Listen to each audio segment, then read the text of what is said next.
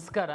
ಎಲ್ಲ ವಿದ್ಯಾರ್ಥಿಗಳು ಹಾಗೂ ಪೋಷಕರಿಗೆ ಮಾಧ್ಯಮಗಳಲ್ಲಿ ತಾವು ನೀಟು ಪರೀಕ್ಷೆ ವಿಳಂಬ ಆಗ್ತಾ ಇರೋದ್ರಿಂದ KCET ರ್ಯಾಂಕ್ ಆಧರಿಸಿ ಯಾವ ವೃತ್ತಿಪರ ಕೋರ್ಸ್ಗಳಿಗೆ ನಾವು ಹಂಚಿಕೆಯನ್ನು ಮಾಡ್ತೀವಿ ಅದನ್ನು ಶುರು ಮಾಡಬೇಕು ಅಂತನ್ನುವಂಥದ್ದು ಒಂದು ಮಾನ್ಯ ಉನ್ನತ ಶಿಕ್ಷಣ ಸಚಿವರು ಹಾಗೂ ಮಾನ್ಯ ವೈದ್ಯಕೀಯ ಶಿಕ್ಷಣ ಸಚಿವರು ಹಾಗೂ ಕರ್ನಾಟಕ ರಾಜ್ಯದಲ್ಲಿರುವಂತಹ ಎಲ್ಲ ವೃತ್ತಿಪರ ಕೋರ್ಸ್ಗಳ ಕಾಲೇಜುಗಳ ಸಂಘದವ್ರ ಜೊತೆ ನಾವು ಒಂದು ಸಭೆಯನ್ನು ಮಾಡಿ ತಾವು ಮಾಧ್ಯಮದಲ್ಲೆಲ್ಲ ನೋಡಿದ್ದೀರಾ.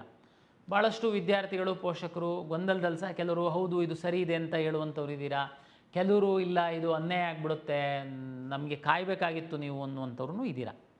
ಇಲ್ಲಿ ಪಾಸಿಟಿವ್ ನೆಗೆಟಿವ್ ಎಲ್ಲದೂ ಇರುತ್ತೆ. ಆದರೆ ಕರ್ನಾಟಕ ಪರೀಕ್ಷಾ ಪ್ರಾಧಿಕಾರ ಮತ್ತು ರಾಜ್ಯ ಸರ್ಕಾರ ಎಲ್ಲ ವಿದ್ಯಾರ್ಥಿಗಳ ಹಿತದೃಷ್ಟಿಯಿಂದ 1-2% ಅವರಿಗೆ ಸ್ವಲ್ಪ ಗೊಂದಲ ಆಗ್ಬೋದು, ಟೆನ್ಷನ್ ಆಗ್ಬೋದು. ಆದರೆ ಬಹುತೇಕ ವಿದ್ಯಾರ್ಥಿಗಳ ಹಿತದೃಷ್ಟಿಯಿಂದ ಕೆಲವೊಂದು ನಿರ್ಧಾರಗಳನ್ನ ತೆಗೆದುಕೊಳ್ಳುತ್ತೆ. ನಾವು ಪ್ರಾಧಿಕಾರದ ವತಿಯಿಂದ ಎಲ್ಲ ವಿದ್ಯಾರ್ಥಿಗಳ ಹಿತರಕ್ಷಣೆಗೆ ಏನೆಲ್ಲ ಮಾಡಬೇಕು ಅಂತನ್ನುವಂಥದ್ದನ್ನು ನಾವು ಸಿದ್ಧತೆಯನ್ನು ಮಾಡಿಕೊಳ್ತಾ ಇದ್ದೀವಿ. ಮಾಧ್ಯಮಗಳಲ್ಲಿ ವರದಿ ಆಗಿರುವಂಥದ್ದು ಎಲ್ಲ ಪೋಷಕರಿಗೆ ಕೆಲವರಿಗೆ ಬೇರೆ ಬೇರೆ ಥರ ಅರ್ಥ ಆಗಿರುತ್ತೆ, ಕೆಲವರು ಗೊಂದಲಕ್ಕೊಳಗಾಗಿರ್ತೀರ. ಹಾಗಾಗಿ ಪ್ರಾಧಿಕಾರದ ಮುಖ್ಯಸ್ಥನಾಗಿ ನಾನು ಒಂದು ಸಭೆಯಲ್ಲಿ ಏನು ತೀರ್ಮಾನ ಆಯಿತು, ನಾವು ಮುಂದಿನ ದಿನಗಳಲ್ಲಿ ಮೊದಲ ಬಾರಿಗೆ ಈ ಕಂಬೈನ್ಡ್ ಕೌನ್ಸಿಲಿಂಗ್ ಅಂತ ಇಲ್ಲಿವರೆಗೆ ಭಾಳ ದಿವಸದಿಂದ ಬರ್ತಾಯಿತ್ತು, ಮೊದಲ ಬಾರಿಗೆ ನಾವು ಸ್ಪ್ಲಿಟ್ ಮಾಡುವಂಥದ್ದು ಅಂತೇಳಿ.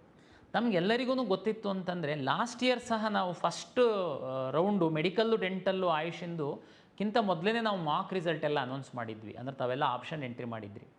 ಹಾಗಾಗಿ ನಿಮಗೆ ಇದು ಪ್ರೊಸೀಜರ್ ಗೊತ್ತಿರುವಂಥವರಿಗೆ ಇದು ಏನು ಕಷ್ಟ ಅಲ್ಲ. ಬಟ್ ಆದರೆ ವಿಶೇಷವಾಗಿ ನಮಗೆ ಪ್ರತಿ ವರ್ಷ ಹೊಸ ವಿದ್ಯಾರ್ಥಿಗಳು ಬರೋದ್ರಿಂದ ಅವರಿಗೆ ಇದು ಹೊಸದಿರುತ್ತೆ.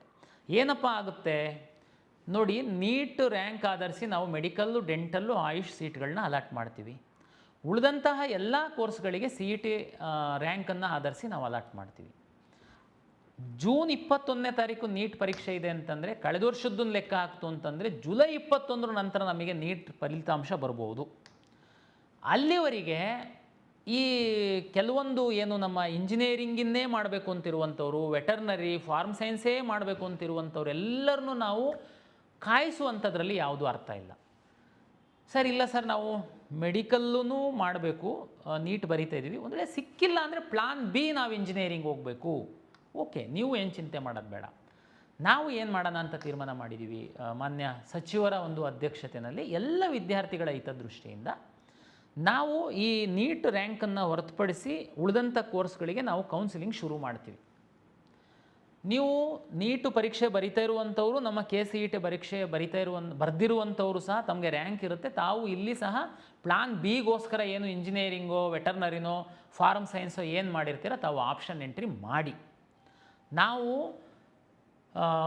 ಉದಾಹರಣೆಗೆ ತಮಗೆಲ್ಲ ಗೊತ್ತಿದೆ, ಫಸ್ಟ್ ರೌಂಡು ಕನಿಷ್ಠ 30-40 ದಿವಸ ಸಮಯ ಬೇಕಾಗುತ್ತೆ ನಮಗೆ ಫಸ್ಟ್ ರೌಂಡ್ ಮಾಡುವಂಥದ್ದಕ್ಕೆ. ಯಾಕೆ ಅಂತಂದರೆ ಆಪ್ಷನ್ ಎಂಟ್ರಿಗೆ ಸಾಕಷ್ಟು ಸಮಯ ಕೊಡಬೇಕು, ಜೊತೆಗೆ ಮಾರ್ಕ್ ರಿಸಲ್ಟನ್ನು ನಾವು ಪಬ್ಲಿಷ್ ಮಾಡಬೇಕು. ಮಾರ್ಕ್ ರಿಸಲ್ಟ್ ಆದಮೇಲೆ ಮತ್ತೆ ತಮಗೆ ರೀಅರೇಂಜ್ ಮಾಡ್ಕೊಳ್ಳುವಂಥದ್ದಕ್ಕೆ ಅವಕಾಶ ಕೊಡಬೇಕು. ಅದರ ನಂತರ ಪ್ರಾವಿಷನಲ್ ರಿಸಲ್ಟ್ ಮಾಡಿ ನಾವು ಫೈನಲ್ ರಿಸಲ್ಟು, ಅಂದರೆ ಮಿನಿಮಮ್ ನಾವು ಏನೇ ಪ್ಲ್ಯಾನ್ ಮಾಡ್ತು ಅಂತಂದ್ರೂ 30-40 ಡೇಸು ಫಸ್ಟ್ ರೌಂಡಿಗೆ ನಮಗೆ ಬೇಕಾಗುತ್ತೆ. ಅಂದರೆ ಲೆಕ್ಕ ಹಾಕಿ 21ನೇ ತಾರೀಕು ನೆಕ್ಸ್ಟ್ ಮಂತ್ ಇದೆ ನೀಟು, ಆಗೋಗ್ಬಿಡುತ್ತೆ. ಈ ವಿದ್ಯಾರ್ಥಿಗಳು ಈಗ ನೀಟ್ ಪರೀಕ್ಷೆ ಬರೀತಾ ಇರೋರು ಆಪ್ಷನ್ ಎಂಟ್ರಿ ಮಾಡೋದಕ್ಕೆ ಈಗ ನಾನು ಮುಂದಿನ ವಾರದಲ್ಲಿ, ಅಂದರೆ ಈ ವಾರದಲ್ಲಿ ಏನಾದರೂ ಅಂತ್ಯದಲ್ಲಿ ನಾನು ಫಲಿತಾಂಶ ಕೊಟ್ಟು ಮುಂದಿನ ತಿಂಗಳು ಫಸ್ಟ್ ವೀಕಲ್ಲಿ ನಾನೇನಾದರೂ ಆಪ್ಷನ್ ಎಂಟ್ರಿ ಶುರು ಮಾಡಿದರೆ ನೀಟಿಗೆ ಪ್ರಿಪ್ರೇಷನ್ ಮಾಡ್ತಾ ಇರುವಂಥದ್ದಕ್ಕೆ ಏನು ತಾವು ಕಾಲೇಜುಗಳಲ್ಲಿ ಕೂತಿದ್ದೀರಲ್ಲ, ನಿಮಗೆ ಸ್ವಲ್ಪ ಗೊಂದಲ ಡಿಸ್ಟರ್ಬ್ ಆಗುತ್ತೆ. ಏನು ಚಿಂತೆ ಮಾಡೋಕ್ಕೆ ಹೋಗಬೇಡಿ, ನೀವೇನು ಆಪ್ಷನ್ ಎಂಟ್ರಿ ಮಾಡ್ತೀರಾ ಮಾಡಿ. 21ನೇ ತಾರೀಕು ಏನಿದೆ ಆ ರೇಂಜಲ್ಲೇ ನಮ್ಮದು ಮಾರ್ಕ್ ರಿಸಲ್ಟ್ ಏನಾದ್ರೂ ಬರ್ಬೋದು. ತಮಗೆಲ್ಲ ಗೊತ್ತಿದೆ, ಮಾರ್ಕ್ ರಿಸಲ್ಟ್ ಬಂದಾದಮೇಲೆ ಸಹ ನೀವು ಮೇಲೆ ಕೆಳಗೆ ಎಲ್ಲ ಮಾಡ್ಬೋದು, ಹೊರಗಿನ ಆಪ್ಷನ್ ಎಂಟ್ರಿ ಮಾಡ್ಬೋದು, ಎಲ್ಲ ಮಾಡೋದಕ್ಕೆ ಅವಕಾಶ ಇರುತ್ತೆ. ಹಾಗಾಗಿ ನೀಟ್ ಪರೀಕ್ಷೆಗೆ ಬರಿತಾ ಇರುವಂತಹ ವಿದ್ಯಾರ್ಥಿಗಳು, ಪೋಷಕರು ನೀವು ತುಂಬ ಇದಕ್ಕೆ ಟೆನ್ಷನ್ ಮಾಡ್ಕೊಳ್ಳೋದಕ್ಕೆ ಹೋಗಬೇಡಿ. ನಿಮಗೆ ಯಾವುದೇ ರೀತಿ ಗೊಂದಲ ಅನ್ಯಾಯ ಆಗದಿಲ್ದಿರೋ ಥರ ನಾವು ಕೌನ್ಸಿಲಿಂಗ್ ಕಂಡಕ್ಟ್ ಮಾಡೋದಕ್ಕೆ ಪ್ಲ್ಯಾನ್ ಮಾಡ್ತೀವಿ. ಓಕೆ ಸರ್, ಹೆಂಗೆ ರಿಸಲ್ಟ್ ಬಂದಿರಲ್ಲ, ಓಕೆ ನೀವು ನಮಗೆ ಎಂಟ್ರಿ ಮಾಡಿಬಿಡ್ತೀರಾ, ರಿಸಲ್ಟ್ ಬಂದಿರಲ್ಲ ನೀಟ್ದು, ನಾವು ಮೆಡಿಕಲ್ ಹೋಗಬೇಕಾಗಿರುತ್ತೆ, ಇಲ್ಲೊಂದು ಸೀಟು ಅಲಾಟ್ ಆಗಿಬಿಟ್ಟಿರುತ್ತೆ, ಏನು ಮಾಡೋದು? ಅಪ್ಗ್ರೇಡೇಷನ್ ಆಪ್ಷನ್ ಕೊಡ್ತೀವಿ, ನೀವು ಚಿಂತೆ ಮಾಡೋಕ್ಕೆ ಹೋಗಬೇಡಿ. ಉದಾಹರಣೆಗೆ ನಾವು ಪ್ರೀ ರೌಂಡ್ ಅಂತ ಒಂದು ಮಾಡಬೇಕು ಅಂತೇಳಿ ನಾವು ಈ ಸರಿ ಪ್ಲ್ಯಾನ್ ಮಾಡ್ತಾಯಿದ್ದೀವಿ. ಪ್ರೀ ರೌಂಡಲ್ಲಿ ಯಾರು ನಾನು ಪಕ್ಕ ಉದಾಹರಣೆಗೆ ಯಾವುದೋ ಒಂದು ಇಂಜಿನಿಯರಿಂಗ್ ಕಾಲೇಜಿಗೆ ಹೋಗಬೇಕು ಅಂತೇಳಿ ಇರುತ್ತೆ, ಅಲ್ಲಿಗೆ ಮಾತ್ರ ಹೋಗೋನು ಹೋಗ್ತಾನೆ. ನಾನು ಇದನ್ನು ನಿಮಗೆ pre round, first round, second round, ಏನು ಆಪ್ಷನ್ಸ್ ಇರುತ್ತೆ, ಏನು ಚಾಯ್ಸಸ್ ಇರುತ್ತೆ ಎಲ್ಲ ನಾನು ಡಿಟೇಲಾಗಿ ನೆಕ್ಸ್ಟ್ ಮುಂದಿನ ಕೌನ್ಸಿಲಿಂಗ್ ಶುರುವಾದಾಗ ಹೇಳ್ತೀನಿ. ಈಗ ನಾನು ಹೇಳುವಂಥದ್ದು ಏನು ಅಂತಂದರೆ, ಕೌನ್ಸಿಲಿಂಗ್ ನೀಟ್ ಫಲಿತಾಂಶ ಬರೋದಕ್ಕಿಂತ ಮೊದಲು, ನೀಟ್ ಪರೀಕ್ಷೆ ಬರೆಯೋದಕ್ಕಿಂತ ಮೊದಲು ನಾವು ನೀಟ್ ಆಧರಿಸಿ ಮಾಡುವಂಥ ಮೆಡಿಕಲ್, ಡೆಂಟಲ್, ಆಯುಷನ್ನು ಹೊರತುಪಡಿಸಿ ನಾವು ಕೌನ್ಸಿಲಿಂಗ್ ಶುರು ಮಾಡೋದಕ್ಕೆ ತೀರ್ಮಾನ ಆಗಿದೆ. ಆದರೆ ನೀಟ್ ಪರೀಕ್ಷೆ ಬರೀತಿರುವಂತಹ ವಿದ್ಯಾರ್ಥಿಗಳು ಸಹ ತಾವು ಯಾವುದೇ ಟೆನ್ಷನ್ ಮಾಡದೆ ಪರೀಕ್ಷೆಗೆ ಸಿದ್ಧತೆ ಮಾಡಿ ನಿಮಗೆ ಏನೆಲ್ಲ ಫೆಸಿಲಿಟೇಟ್ ಮಾಡ್ಬೋದು ನಾವು ಅದನ್ನು ಮಾಡ್ತೀವಿ. ನೀಟ್ ರಿಸಲ್ಟ್ ಬರೋದು ಇನ್ನೂ ಡಿಲೇ ಆಯಿತು, ನೀವೇನು ಚಿಂತೆ ಮಾಡಬೇಡಿ. ತಮಗೆಲ್ಲ ಗೊತ್ತಿದೆ, ನಾವು ಫಸ್ಟ್ ರೌಂಡಲ್ಲಿ ಅಡ್ಮಿಷನ್ ಕಂಪಲ್ಸರಿನೇ ಇಲ್ಲ. ತಾವು ಫಸ್ಟ್ ರೌಂಡಲ್ಲಿ ಸಿಂಪ್ಲಿ ನೀವು ಚಾಯ್ಸ್ 2 ಹಾಕಿ, ಚಾಯ್ಸ್ 3 ಹಾಕಿ ಸೆಕೆಂಡ್ ರೌಂಡಿಗೆ ಬರ್ತಿದ್ರಿ. ನಾನು ಅವಾಗಲೇ ಹೇಳ್ದಂಗೆ ಒಂದು ರೌಂಡಿಗೆ ಕನಿಷ್ಠ 30 ರಿಂದ 40 ದಿವಸ ಬೇಕಾಗುತ್ತೆ. ಸೆಕೆಂಡ್ ರೌಂಡಿಗೆ ಅಪ್ಗ್ರೇಡೇಷನಿಗೆ ಕೊಡ್ತೀವಿ, ನಿಮಗೆ ಸಿಕ್ಕಿರೋ ಸೀಟ್ ಎಲ್ಲೂ ಹೋಗಿರಲ್ಲ. ಉದಾಹರಣೆಗೆ ಸಂಕ್ಷಿಪ್ತವಾಗಿ ಈ ನೀಟ್ ವಿದ್ಯಾರ್ಥಿಗಳಿಗೆ ಗೊಂದಲಕ್ಕೊಳಗಾಗಬಾರ್ದು ನೀಟ್ ಪೇರೆಂಟ್ಸ್ ಅಂತ ಹೇಳೋದಾದರೆ, ಉದಾಹರಣೆಗೆ ನೀವು plan A medical, plan B medical ಸಿಕ್ಕಿಲ್ಲ ಅಂತಂದರೆ ಯಾವುದಾದ್ರೂ ಒಳ್ಳೆ ಕಾಲೇಜಲ್ಲಿ ಇಂಜಿನಿಯರಿಂಗು ಅಥವಾ ಅಗ್ರಿಕಲ್ಚರ್, ಫಾರ್ಮ್ ಸೈನ್ಸ್ ಅಂತ ಅಂದ್ಕೊಂಡಿರ್ತೀರ. ಈಗ ನಾನು ಫಸ್ಟ್ ರೌಂಡ್ ಶುರು ಮಾಡಿದಾಗ ನೀವು ಅಗ್ರಿಕಲ್ಚರ್ದು ಒಂದು ಹಾಕಿರ್ತೀರ, ನಿಮಗೆ ಅಗ್ರಿಕಲ್ಚರ್ ಸಿಗುತ್ತೆ. ನಿಮಗೆ ಬೇಕು ಮೆಡಿಕಲ್ಲು, ಚಿಂತೆ ಮಾಡಬೇಡಿ. ನಾನು ರಿಸಲ್ಟನ್ನು ಪಬ್ಲಿಷ್ ಮಾಡಿದೆ, ಅವಾಗ ಎನಿವೇ ಚಾಯ್ಸ್ ಕೊಡ್ತೀನಿ. ನೀವು ಸೀಟನ್ನು ಹೋಲ್ಡ್ ಮಾಡ್ತೀರಾ, ಸೆಕೆಂಡ್ ರೌಂಡಿಗೆ ಬರ್ತೀರಾ, ಎಗೈನ್ ನಿಮಗೆ 30 ಡೇಸ್ ಅಷ್ಟು ಸಮಯ ಇರುತ್ತೆ. ನಾವು ಮೆಡಿಕಲ್ ಶುರು ಮಾಡ್ತೀವಿ. ಸರ್ ಅವಾಗಲೂ ಬರಲಿಲ್ಲ ಸರ್ ನೀಟ್ ರ್ಯಾಂಕು, ಏನು ಮಾಡೋದು? ಡೋಂಟ್ ವರಿ, ಸೆಕೆಂಡ್ ರೌಂಡಿಗೆ ಸಹ ನಾವು ಅಪ್ಗ್ರೇಡೇಷನಿಗೆ ಕೊಡ್ತೀವಿ. ಯಾಕೆ ಚಿಂತೆ ಮಾಡ್ತೀರಾ? ನಿಮಗೆ ಏನು ಅನ್ಯಾಯ ಆಗಲ್ಲ. ಓಕೆ, ಇನ್ನೊಬ್ಬರು ಕೇಳ್ಬೋದು, ಸರ್ ಅದು ಅಗ್ರಿಕಲ್ಚರ್ ಸೀಟ್ ಆ್ಯಕ್ಚುಲಿ ನನಗೆ ಬೇಕಾಗಿತ್ತು ಸರ್, ನಾನು ವೆಯ್ಟ್ ಮಾಡ್ತಾ ಇದ್ದೆ, ಈಗ ಅವನು ಸಿಕ್ಕಿದೆ, ನನಗೆ ಅಗ್ರಿಕಲ್ಚರ್ಗಿಂತ ಕೆಳಗಡೆ ಇನ್ಯಾವುದೋ ಒಂದು ಸಿಕ್ಕಿದೆ, ಅವನು ನೆಕ್ಸ್ಟ್ ಮೆಡಿಕಲ್ ಹೋದರೆ ನನಗೆ ಅನ್ಯಾಯ ಆಗುತ್ತೆ ಸರ್, ನಾನು ಬೇರೆ ಅಡ್ಮಿಷನ್ ಆಗಿದ್ದರೆ. ನೋ, ಚಿಂತೆ ಮಾಡಬೇಡಿ, ನೀವು ಸಹ ವೆಯ್ಟ್ ಮಾಡ್ಬೋದು. ಯಾರಿಗೆ ಕ್ಲಾರಿಟಿ ಇದೆ, ನನಗೆ ಬೇರೆ ಆಪ್ಷನ್ನೇ ಇಲ್ಲ, ನನ್ನ ಫಸ್ಟ್ ಪ್ರಿಯಾರಿಟಿ ಇದೆ, ನೀವು ಹೋಗಿ ಅಡ್ಮಿಷನ್ ಆಗ್ತೀರಾ. ಯಾರು ಇಲ್ಲ ನಾನು ವೆಯ್ಟ್ ಮಾಡ್ತೀನಿ, ಆ ಮೆಡಿಕಲ್ ಹುಡುಗರು ಏನಾದರೂ ಅಗ್ರಿಕಲ್ಚರ್ ಬಿಟ್ಟು ಮೆಡಿಕಲ್ಲಿಗೆ ಹೋಯ್ತು ಅಂತಂದರೆ ನಾನು ಅದ್ರದ್ದು ಆಸ್ಪರೆಂಟ್ ಇದ್ದೀನಿ, ನಂದು ಜಸ್ಟ್ ಕಡಿಮೆ ರ್ಯಾಂಕ್ ಇದೆ, ನಾನು ಅಗ್ರಿಕಲ್ಚರ್ ಸಿಗ್ತೀನಿ ಅನ್ನುವಂಥದ್ದಿತ್ತು ಅಂತಂದರೆ ನಿಮಗೆ ಸಹ ಅನ್ಯಾಯ ಆಗಲ್ಲ, ಅಪ್ಗ್ರೇಡೇಷನ್ ಆಪ್ಷನ್ ಕೊಡ್ತೀವಿ. ಹಾಗಾಗಿ ಕರ್ನಾಟಕ ರಾಜ್ಯದಲ್ಲಿ ಹಿಂದಿಂದನೂ ಕಂಬೈನ್ಡ್ ಕೌನ್ಸಿಲಿಂಗ್ ಮಾಡ್ಕೊಂಡು ಬಂದಿರುವಂಥದ್ದು. ಆದರೆ ಕಾಲಕ್ಕೆ ತಕ್ಕಂತೆ ಕೆಲವು ಬದಲಾವಣೆಯನ್ನು ಮಾಡಬೇಕಾಗುತ್ತೆ ನಾವು.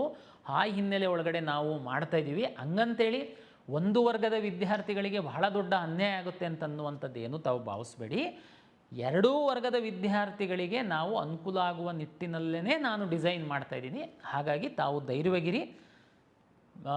ನೀಟು ಹೊರತುಪಡಿಸಿ ಇಂಜಿನಿಯರಿಂಗ್, ಬೇರೆ ಬೇರೆ ಅಲೈಡ್ ಹೆಲ್ತ್ ಸೈನ್ಸ್, ಅಲೈಡ್ ಕೋರ್ಸಸ್ಸಿಗೆ ಹೋಗುವಂಥವ್ರು ಏನಿದ್ದೀರಾ, ದಯಮಾಡಿ ತಾವು ಕಾಲೇಜ್ಗಳು ಹೇಗಿದೆ, ಲಾಸ್ಟ್ ಇಯರ್ ಕಟ್ ಆಫ್ ಏನಿತ್ತು, ಯಾವ ಕೋರ್ಸಿಗೆ ಉದ್ಯೋಗ ಅವಕಾಶಗಳಿದ್ದಾವೆ, ಇದನ್ನೆಲ್ಲ ಸ್ಟಡಿ ಮಾಡಿ. ನೀಟ್ ವಿದ್ಯಾರ್ಥಿಗಳು ನೀವು ಕೌನ್ಸಿಲಿಂಗ್ ಬಗ್ಗೆ ಏನು ಚಿಂತೆ ಮಾಡಬೇಡಿ, ನಾವಿದ್ದೀವಿ ಅದನ್ನು ನೋಡ್ಕೊಳ್ಳಿಕ್ಕೆ.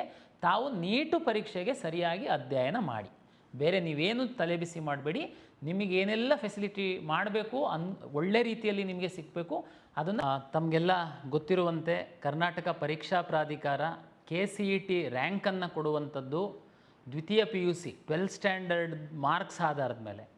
ನಾವು PCMBಗೆ ಪರೀಕ್ಷೆಯನ್ನು ನಡೆಸಿದ್ದೀವಿ. ತಾವು PUC 12th ಸ್ಟ್ಯಾಂಡರ್ಡಲ್ಲಿ ಏನು ತಾವು PCMB ಸಬ್ಜೆಕ್ಟಿಗೆ ಮಾರ್ಕ್ಸ್ ತಗೊಂಡಿದ್ದೀರಾ, ಅದರ ಆಧಾರದ ಮೇಲೆ ವಿವಿಧ ರ್ಯಾಂಕ್ಗಳನ್ನು ಕೊಡುವಂಥದ್ದು ತಮಗೆ ಗೊತ್ತಿದೆ. ಸದ್ಯದ ಪರಿಸ್ಥಿತಿಯಲ್ಲಿ ಏನಾಗಿದೆ, ಬೆಸ್ಟ್ ಆಫ್ 2 ಕರ್ನಾಟಕ ಸ್ಟೇಟ್ ಬೋರ್ಡಿಂದು ಫಲಿತಾಂಶವನ್ನು ತೆಗೆದುಕೊಂಡು ಕೊಡೋದಕ್ಕೆ ನಾವು ವೆಯ್ಟ್ ಮಾಡ್ತಾಯಿದ್ವಿ. ತಮಗೆಲ್ಲ ಗೊತ್ತಿದೆ, ಈಗಾಗಲೇ 2ನೇ ಫಲಿತಾಂಶ ಹೊರ ಬಂದಿದೆ. ಅವರು ಬೆಸ್ಟ್ ಆಫ್ 2 ಮಾಡಿ ನಮಗೆ ಡೇಟಾವನ್ನು ಹ್ಯಾಂಡ್ ಓವರ್ ಮಾಡ್ತಾಯಿದ್ದಾರೆ. ಅಲ್ಲಿಗೆ ಕರ್ನಾಟಕ ರಾಜ್ಯದ ಸ್ಟೇಟ್ ಬೋರ್ಡಲ್ಲಿ ಏನು ಪರೀಕ್ಷೆಯನ್ನು ನಡೆಸ್ತಾರೆ, ತಾವೆಲ್ಲ ಯಾರು ಕರ್ನಾಟಕ ಸ್ಟೇಟ್ ಬೋರ್ಡಿನ ವಿದ್ಯಾರ್ಥಿಗಳಾಗಿದ್ದೀರಾ, ನಿಮ್ಮದು ಏನು ನಮಗೆ ಪ್ರಾಬ್ಲಮ್ ಇಲ್ಲ, ನಾವು ಬೋರ್ಡಿಂದ ನೇರವಾಗಿ ತೆಗೆದುಕೊಳ್ತೀವಿ. CBSE ಪರೀಕ್ಷೆ ಫಲಿತಾಂಶ ಬಂದಿರಲಿಲ್ಲ. ರಾಜ್ಯದಲ್ಲಿ ಟೋಟಲ್ಲು 18,000 ಸ್ಟೂಡೆಂಟು CBSE ಬೋರ್ಡ್ ಅವರು ನಮ್ಮ KCET ಪರೀಕ್ಷೆಯನ್ನು ಬರೆದಿದ್ದೀರಾ. 8,900 ವಿದ್ಯಾರ್ಥಿಗಳು ಬೇರೆ ರಾಜ್ಯದವರು CBSE ಬೋರ್ಡಲ್ಲಿ ನೀವು ಅಪಿಯರ್ ಆಗಿರುವಂಥವ್ರು ಇದ್ದೀರಾ. ನಿಮ್ಮದು ಡೇಟಾ ನಮ್ಮ ಕೈಯಲ್ಲಿ ಇರಲ್ಲ, ಕೊನೆಗೆ ನಾವು ಡಿಜಿಲಾಕರಲ್ಲಿ ತಾವು ಡೌನ್ಲೋಡ್ ಮಾಡಬೇಕು. ಯಾಕೆಂದರೆ CBSE ಬೋರ್ಡ್ ಅವರು NAD ಪೋರ್ಟಲಲ್ಲಿ ಅಪ್ಲೋಡ್ ಮಾಡಿರ್ತಾರೆ.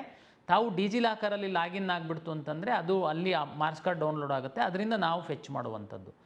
18,000 ಕರ್ನಾಟಕ ರಾಜ್ಯದಲ್ಲಿರುವಂತಹ CBSE ಕಾಲೇಜುಗಳು, ಹೊರ ರಾಜ್ಯಗಳಲ್ಲಿರುವಂತಹ CBSE ಕಾಲೇಜುಗಳಲ್ಲಿ 8,000 ವಿದ್ಯಾರ್ಥಿಗಳು. ತಾವು CBSE ಸ್ಟೇಟ್ ಬೋರ್ಡ್ ಅವರು ಅಪ್ಲೋಡ್ ಮಾಡಿರೋದು ನೀವು ಪ್ರಯತ್ನ ಮಾಡಿದರೆ, ಆದರೂ ನಮಗೆ ಶೇಕಡ ಒಂದು 70ರಷ್ಟು ಅಷ್ಟೇ ಬಂದಿದೆ, ಇನ್ನೂ 30ರಷ್ಟು ಬಂದಿಲ್ಲ. ಬಂದಿರೋದ್ರಲ್ಲಿ ಸಹ ಸಣ್ಣ ಕೆಲವು ವಿದ್ಯಾರ್ಥಿಗಳು ಬಂದೇನು ಹೇಳ್ತಾ ಇದ್ದಾರೆ, ಕಳೆದ ವರ್ಷದವರು, ಈ ವರ್ಷದವರಲ್ಲ, ಕಳೆದ ವರ್ಷದವರು ಇಂಪ್ರೂವ್ಮೆಂಟ್ ಪರೀಕ್ಷೆಯನ್ನು ತಗೊಂಡಿದ್ವಿ, ಆ ಇಂಪ್ರೂವ್ಮೆಂಟಲ್ಲಿ ನಮಗೆ ಮಾರ್ಕ್ಸ್ ಬಂದಿರುವಂಥದ್ದು ಡಿಸ್ಪ್ಲೇ ಆಗ್ತಾ ಇಲ್ಲ ಅಂತ ಫ್ಯೂ ವಿದ್ಯಾರ್ಥಿಗಳು ಸಹ ತಾವು ಹೇಳ್ತಾ ಇರುವಂಥದ್ದು. ಅದು CBSE ಬೋರ್ಡ್ ಅವರು ಏನು ನ್ಯಾಡ್ ಪೋರ್ಟಲಲ್ಲಿ ಅಪ್ಲೋಡ್ ಮಾಡಿರ್ತಾರೆ ಅದು ಬರೋದ್ರಿಂದ ಅದು ಆ ರೀತಿ ಕೆಲವು ವಿದ್ಯಾರ್ಥಿಗಳಿಗೆ ಸಮಸ್ಯೆ ಆಗಿದೆ.